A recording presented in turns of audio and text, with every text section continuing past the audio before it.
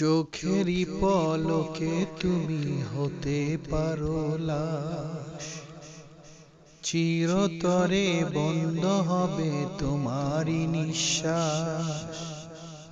হবে এলেন তোমারই নাম মসজিদের মাইকে, বাড়িওয়ালা নাই রে বাড়ি নাই রে দুনিয়াতে, বাড়িওয়ালা নাই রে বাড়ি নাই রে দুনিয়া।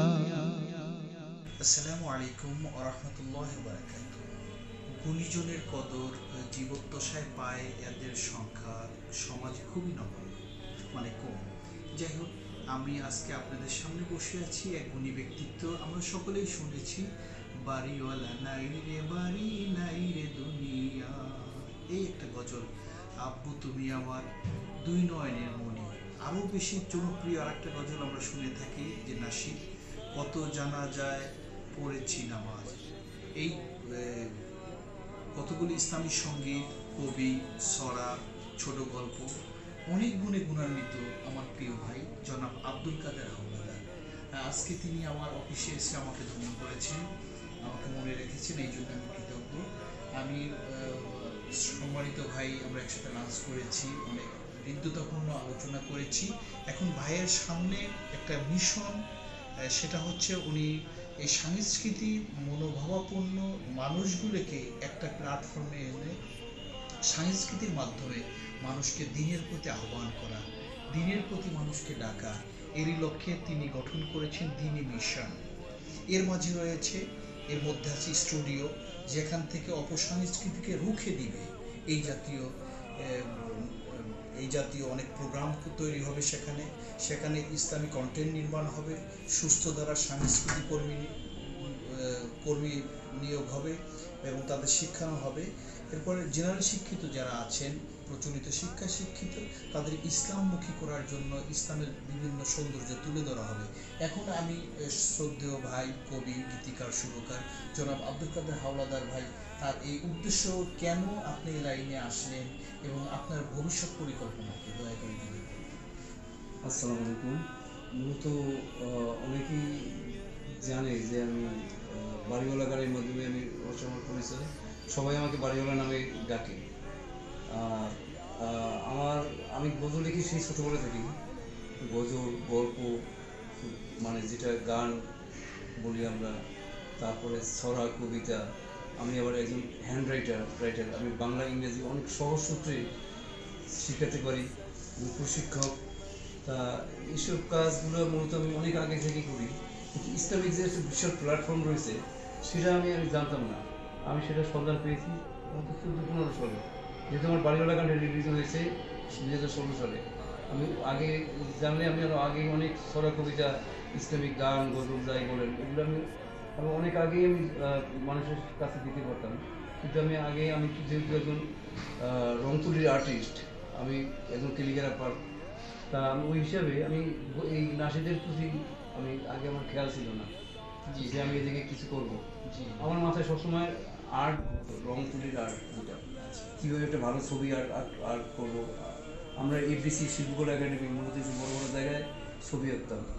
এখন আপনার ভিতরে আল্লাহ যে প্রতিভাটা দিয়েছে, হ্যাঁ, আমি এখন সম্পূর্ণ ইসলামিক ধারায় না থাকলেও এখন পরিপূর্ণভাবে ইসলামীকে এনে ওইটা দ্বারা মানুষকে ইসলামে আকৃষ্ট করা এবং ইসলামিক কৃষ্টি কালচার যে চমকপ্রদ, এটা মানুষের সামনে উপস্থাপন করার জন্য পরিপূর্ণ মনোনিবেশ করেছেন। আমি ইতিমধ্যে যে জানতে পেরেছি, দ্বীনি মিশন নামে একটা প্রতিষ্ঠানও গড়ে তুলেছেন, যার উদ্দেশ্য হচ্ছে দ্বীনের প্রচার প্রসার সংস্কৃতির মাধ্যমে। এটা এই দাবি তো আপনি করেন না শুধুমাত্র সংস্কৃতির মাধ্যমে দিন আসতে পারে, তা না, যে যেখান থেকে যে স্টাইলে পারে কাজ করছে, আর আপনার এই ব্যাপারে এক্সপার্টিস বেশি, এই জন্য আপনি সংস্কৃতি এই অঙ্গন নিয়ে কাজ করতে যাচ্ছেন, ব্যাপারটা তো তাই। তা আমরা আপনার মুখে, আপনি যেহেতু সুরকারও বটে, আপনার মুখেই যে কোনো একটা সঙ্গীতের 2 লাইন আমরা শুনতে চাই। যে নাচটি আমার এখন আসেনি, এটা শুনে, জি, ওটাও শুনবো এবং শিল্পীকে দেওয়া আছে সেটাই শুনাই। জি, দিনই দাওয়াত দিয়ে যাই, শোনো শোনো রে সবাই, দিনই দাওয়াত দিয়ে যাই, শোনো শোনো রে সবাই, আল্লাহর রজ্জুকে আঁকড়ে ধরো, থাকার উপায়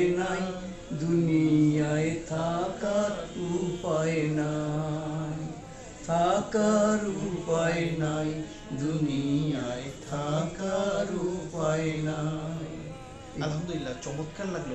এখন প্রচলিত যে গজল বা নশিদ আমাদের সামনে বা সমাজে আছে, তার একটা থেকে শুনতে চাই। বাড়িওয়ালা গান হ্যাঁ, জি শুনতে জি, পারি? আলহামদুলিল্লাহ। চোখেরই পলকে তুমি হতে পারো লাশ, চিরতরে বন্ধ হবে তোমারই নিঃশ্বাস। চোখেরই পলকে তুমি হতে পারো লাশ, চিরতরে বন্ধ হবে তোমারই নিঃশ্বাস। হবে আলাম তোমারই নাম মসজিদের মাইকে, হবে আলাম তোমারই নাম মসজিদের মাইকে। বাড়িওয়ালা নাই রে, বাড়ি নাই রে দুনিয়াতে, বাড়িওয়ালা নাই রে, বাড়ি নাই রে দুনিয়াতে। আলহামদুলিল্লাহ, আমরা আপনি সময় দিলেন, এই জন্য আমরা কৃতজ্ঞ। আমার এই গল্পটা মনে হয় বাংলাদেশে যদি 20 কোটি লোক যদি থাকে, মনে হয় 2 কোটি লোক হয়তো দেখা বাকি আছে। যদি 40 কোটি থাকে, হয়তো ওই অনুভূতি দেখা বাকি আছে। মানে 90% হ্যাঁ, এই লোকে গজলটা দেখেছে। হয়তো আপনাকে অনেকে চিনে না, কিন্তু এই না। গজলের সঙ্গে পরিচয় গজলের আছে। এই গজলের মাধ্যমেই আপনাকে অনেকেই চিনবে, সৃষ্টির মাধ্যমেই বেঁচে থাকা। আর একটা চমকপ্রদ তথ্য আপনাদের দিয়ে থাকি, সেটা হচ্ছে বাড়িওয়ালা লেখকের ওনার আসলে নিজস্ব কোনো বাড়িঘর নেই। আল্লাহ রাব্বুল আলামিন পরকালে এবং দুনিয়াতে সমস্ত জায়গায় সুখময় এবং সুদর্শন